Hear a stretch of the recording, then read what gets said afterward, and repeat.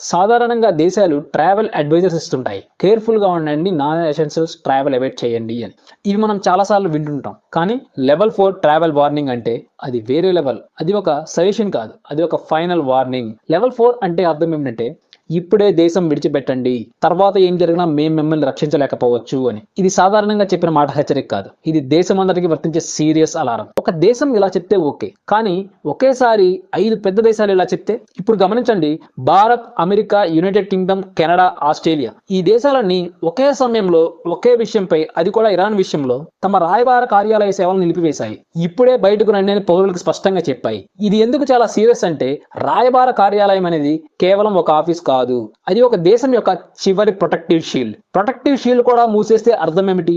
మాకు కూడా అక్కడ కంట్రోల్ లేదు అని గవర్నమెంట్ కూడా డిక్లేర్ చేస్తుంది. ఇది